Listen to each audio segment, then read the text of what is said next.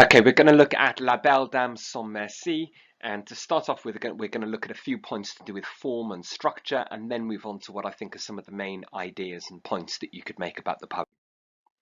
Form and structure then. One of the things that I think you'd want to say is that it's written in 12 stanzas, and that these are quatrains. A quatrain is just basically a word for a 4-line poem. It's written in the form of a ballad, and ballads were originally written in the Middle Ages. So it's a traditional medieval form, and they were originally passed down orally. But it's also a form that was adopted by Romantic poets such as Keats and Wordsworth and Coleridge at the end of the 18th, beginning of the 19th century. It's written in an ABCB rhyme scheme, and it's written in iambic tetrameter. But if you look at it, you'll see that the 4th line of every stanza is shorter, and perhaps that reflects the fact that the knight is thwarted, kind of dissatisfied in his relationship, his romantic relationship with the woman. So it's almost like as if he wishes the relationship could have gone on, but the relationship is cut short in the same way that each line is cut short.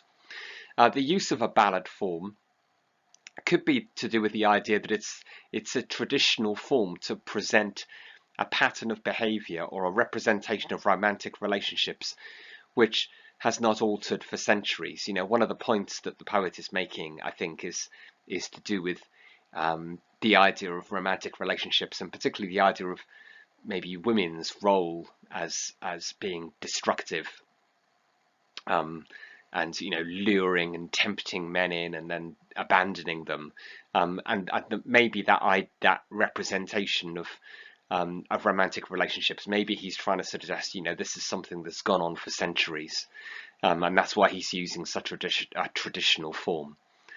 I think you could also just try to look for some specific examples, though, and you could look at an example of where you think the meter or the structure of the line could be significant. So, for instance, when it says, "Oh, what can ail thee, knight at arms?"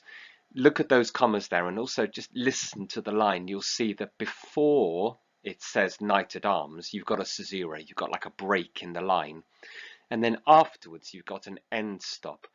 And that perhaps, if you think about the way that the knight is described at the beginning of the poem, he's emphasized as being very pale, isn't he, and lonely and isolated. Maybe this idea of, "Oh, what can ail thee, knight at arms," maybe that kind of emphasizes his isolation, and the sense also that this isn't what you'd expect from a knight. You'd expect a knight to be, in control and confident and positive and doing something active, and yet actually he's very withdrawn and subdued and pale and melancholy, and this is a very very striking picture that's being presented of a knight, not quite what you'd expect. The first point that I think we could make about the poem is about power and dominance. And on the one hand, you could look at the knight as being quite powerful and quite dominant, but there are other moments where I think that power seems to shift to the woman.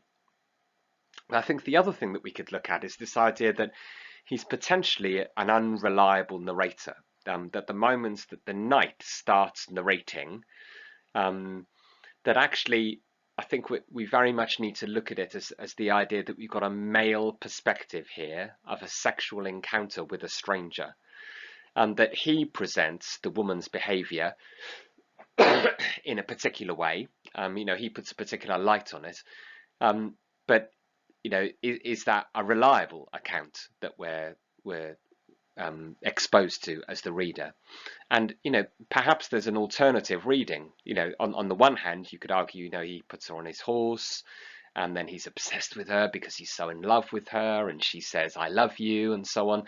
But look at it another way, and you could think, well, he finds this woman, and he puts her on his horse. He doesn't take her eyes off her all day, perhaps because he doesn't want her to run away. He assumes that she declares her love for him, but actually she's speaking a language strange. So does he even understand what she's saying? So, maybe he assumes that she's saying "I love you," is she necessarily? You know, she weeps and she sighs and she moans. Now, these could be sighs of pleasure and satisfaction and joy, but are they necessarily? Her eyes are wild. You know, is this what, you know, are her eyes wild with fear? You know, on the one hand, you could read the whole of this and think that she is you know, as taken with him as he is with her. But on the other hand, you could look at the whole thing as, you know, a representation of a potential sexual assault or a rape. You know, maybe this is very much a male perspective of a sexual encounter with a stranger. Um, so yeah, I think you can look at the reliability of the narrator, and I think that's important when you're looking um, at how he's represented, and the fact that he actually exerts his power and his dominance over her, I think, to a large extent. Having said that, I think at times it suggests that maybe he believes he has power over her, but in reality, she is the powerful one. If you look at it, the power seems to shift when it says she took me to her elfin grot. You know, look a few lines before, it was I set her on my pacing steed. So the power isn't necessarily always one way. I think there's an ambiguity there. The second point, I think, is to look at the woman as a destructive temptress figure, a kind of femme fatale. Um, And I think the key bit here is to look near the end of the poem when it says, I saw pale kings and princes too, pale warriors, death pale were they all. They cried La Belle Dame sans Merci, the hath in thrall. And it then goes on to say, I saw their starved lips in the gloam, with horrid warning gaped wide. And there's very much a focus here, I think, on the victims of the woman, the idea of the impact that she's had on these noble men and their kings and princes and warriors, you know, possibly even stretching back into classical times, it maybe suggests here. These are powerful, noble men, and they've all fallen victim to this woman. And I think what it's perhaps suggesting is that throughout time, women have been destructive through the impact that they can have on men. And it's kind of representing women in quite a misogynistic, quite a sexist way as sexually destructive and promiscuous and unfaithful, and very much this idea of the woman being represented as a temptress figure. In fact, in that last line when it says, "thee hath in thrall," look at all the th sounds. "Thee hath in thrall." So the th sounds here perhaps suggests the idea of hissing. So you could say that this is onomatopoeic consonance. This repetition of the th sounds is maybe meant to make you think of a snake. And if it does, then it's meant to make you think, therefore, of the woman as being evil, because it's a potential link to Eve in the Garden of Eden, the account of creation in Genesis in the Bible. Also look at the repetition of pale. So I saw pale kings and princes too, pale warriors, death pale were they all. And of course that's a link back to the beginning of the poem where the knight himself is described as pale, so he's just another one of her victims. But you could also comment on that again in terms of the impact that she's had on them.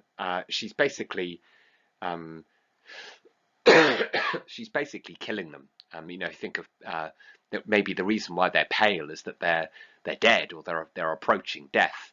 And you could language-wise you could comment on when it says pale kings and pale warriors. You could say that this is emotive or negative premodification. The whole thing, I think, though, is a kind of image of hell to me. You know, these are people who are dead or dying, and their lips their lips are kind of sort of gaping wide in agony and desperation. It's kind of like an image of someone who's either being or been killed and is regretting their actions. It's a quite a hellish image, I think. And then finally, I think we could look at the otherworldliness and the supernatural elements of the poem. And the woman's ability to charm him is described, I think, as something magical and supernatural.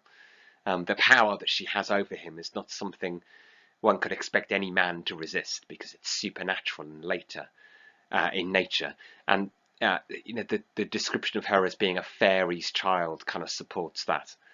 In fact, there's something almost kind of quite ambiguous about the description of the setting and the narrative. And at times you wonder, well, is this the real world, or is it just a dream? These references to fairies and the elfin grot and so on. It's quite a fantastical setting. And maybe the dash and the caesura in the middle of line 14, where it's describing the woman, and it says full beautiful, a fairy's child. It's almost like as if we're slipping into a kind of fantasy world at that point. If nothing else, it certainly emphasizes that there's something supernatural and magical and otherworldly about her description. When it talks about the fairy song, it perhaps makes you think of the song of the sirens, these magical creatures that lured fishermen and sailors to the rocks, to their destruction. That's kind of like the reference, the allusion to the classical myth that I think is being suggested there. And then there are other references, aren't there, like the manna that's mentioned that she provides him with, which is a biblical allusion to the food that God provided to the Israelites as they were walking through the wilderness. So there are lots of references and allusions to things that suggest that there's almost something, supernatural and beyond the reality, beyond the sort of human realm in terms of the way in which this woman is described. Okay, I hope you found that useful. If you did, then please like it and subscribe to English Gorillas.